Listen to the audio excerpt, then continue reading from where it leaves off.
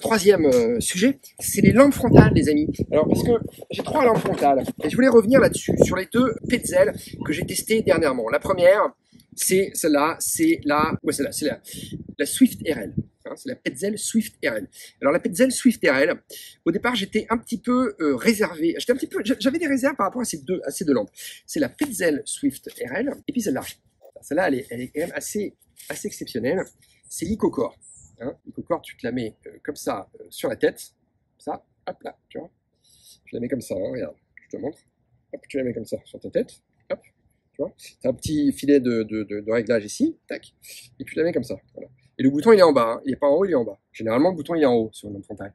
Et ben là, il est en bas. Bon, tu t'en fous, hein. Tu vois, voilà. Donc ça, c'est très léger, tu la sens pas. Alors, je vais commencer par celle-là. l'IcoCore.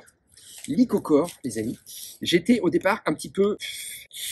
Je trouvais que le design était super, c'est léger, en tête ça ne bouge pas, c'est efficace d'un point de vue du design. Je trouvais par contre qu'au niveau de la qualité d'éclairage, ça manquait de puissance. Voilà.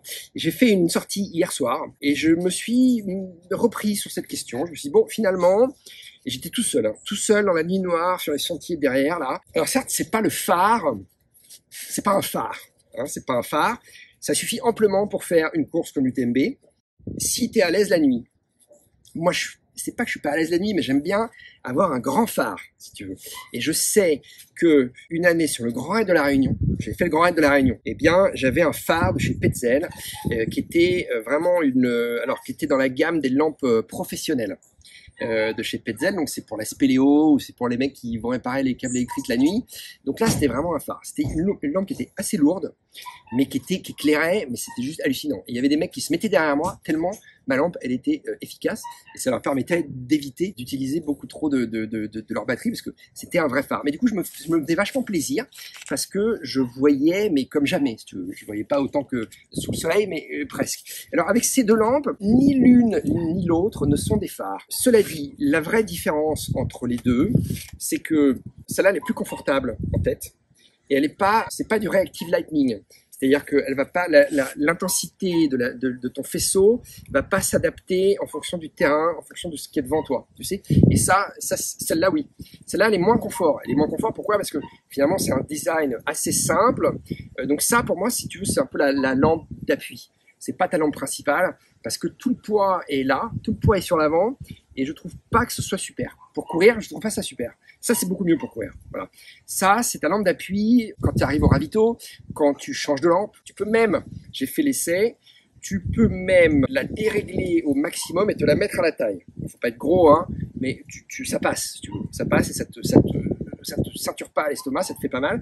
Et donc, tu peux la mettre à l'arrière pour prévenir ceux qui sont derrière toi de ta présence, ou à l'avant, et l'orienter, et ça te démultiplie ton faisceau, et c'est pas mal. C'est vrai que ça c'est pas mal. Voilà. Donc, tu peux fonctionner sur l'UTMB avec ces 2 lampes, hein, la Swift RL et la IcoCore. Moi, personnellement, si je devais demain partir sur l'UTMB, peut-être que je prendrais un phare. Peut-être que j'irais voir Petzl et je leur dirais, bon, qu'est-ce que vous avez comme lampe pour mettre sur la tête comme ça avec la batterie, soit à l'arrière, soit la batterie déportée même, batterie déportée dans le sac à dos, et avec une puissance de feu supérieure. Quitte à ce que je rachète une batterie supplémentaire, ou 2, tu vois, j'en laisse une à Courmayeur pour la 2e nuit, et puis allez 3 batteries, tu vois, une sur la lampe, une que j'ai dans la poche, en cas de problème, et puis une 3e batterie que je laisse à Courmayeur, et là, si tu veux, je me garantis les 2 nuits, tu vois, pour un mec comme moi, hein, encore une fois, qui met 40 heures.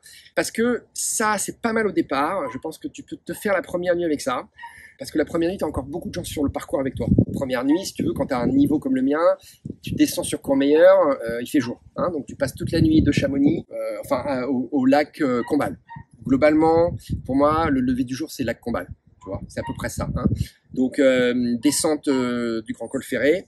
Et donc la grande descente sur Courmayeur, un petit peu embêtante, très embêtante, très difficile, bien casse-pattes, je me la fais 2 jours. Voilà. Donc ça c'est très bien, tu vois, ça c'est très bien pour la première nuit. Je la poserai à Courmayeur, je n'en porterai pas, et la 2e nuit je me taperai un phare. J'aurai toujours ça en lampe de secours, voilà. Mais le phare, pour moi, c'est indispensable, c'est de la sûreté, c'est du confort qui va...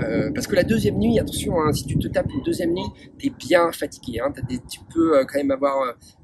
le risque, c'est d'avoir des hallucinations, c'est de plus trop savoir où tu es, et si au moins tu navigues, ton regard, il peut se porter comme ça loin ou près, et que tu vois bien les aspérités du terrain, parce que à un endroit où il faut pas tomber, mais c'est un passage très court, hein, et c'est juste un virage un peu en épingle à cheveux comme ça, et t'as le vide qui est là, mais c'est pas, bon, voilà, ça te file pas le vertige parce que tu passes vite fait. Hein. Voilà, bon, de mémoire, hein, mais je pense que j'ai pas tort. Par contre, t'as plein d'endroits où t'as des racines, ou sur cette deuxième partie de parcours, faut faire attention dans les descentes où tu mets les pieds, parce que tu peux vite te prendre le pied, et là tu vas valdinguer. Hein. Donc c'est important de bien voir. Voilà. Donc d'où le phare. Donc ça, lampe de secours. Et alors ça, moi j'aurais toujours ça dans la poche aussi. C'est petite lampe de sécurité. C'est la Suprabim M6 XR. Ça aussi, c'est une lampe dont on a parlé dans le blog. C'est un truc que j'adore, ça, parce que c'est très simple. Tu recharges la batterie avec hop, tu branches ton petit câble USB là-dessus. C'est pas très long à charger. Et c'est une puissance de feu géniale. Et puis tu vois, c'est hyper ergonomique et ça t'éclaire vachement bien. T'as vu, regarde, je te la mets dans le visage là, pas mal, hein. Voilà. Alors c'est juste un bouton on/off, t'as pas plusieurs intensités, mais ça dure hyper longtemps. Donc s'il y a une lampe qui va te sauver la vie, entre guillemets, hein, c'est celle-là. C'est super confort. En plus, c'est vendu évidemment avec un serre-tête, donc tu peux te la mettre comme ça. C'est un petit peu lourd, hein. C'est pareil, c'est un petit peu lourd.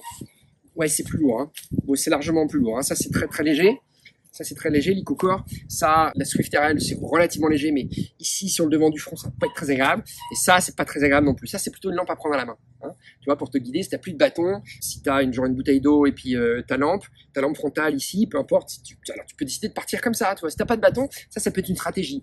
Tu prends ça, tu vois, t'achètes peut-être une deuxième batterie que tu laisses à court parce que la première batterie, elle va te faire la nuit. Hein. Dans le pire des cas, ça te finit la nuit, mais je pense que ça te finit la nuit facile. Et puis tu navigues avec ça, hein, si t'as pas de bâton. Voilà, bouteille d'eau, ça, hop, et t'es très bien, tu vois. Ça, c'est vraiment bien parce que ça s'oriente hyper facilement, c'est ergonomique, ça agrippe bien, tu vas pas la perdre. Donc ça c'est à avoir dans son sac, ça. Suprabim M6 XR. Pour moi, c'est un produit génial. Je ne m'en sépare plus jamais de ça, tu vois. C'est la lampe à tout faire, la lampe de survie. Ça éclaire super. Vraiment, c'est un truc, c'est un vrai. Ça pour le coup, c'est limite un phare. Hein. Limite un phare. Et pourtant, t'as vu, c'est minuscule. Hein. Donc voilà. Donc si tu veux, j'aurai ces trois lampes-là. Ou alors je remplacerai celle-là, je la garde que pour la première nuit, et ensuite je pars avec un autre phare de chez Petzl ou une autre marque, mais vraiment un truc, tu vois, le phare de combat, hein, et puis ça dans la poche. Voilà. Donc ça, c'était le petit côté lampe frontale que je voulais aborder également avec vous. Je l'ai remis dans la boîte.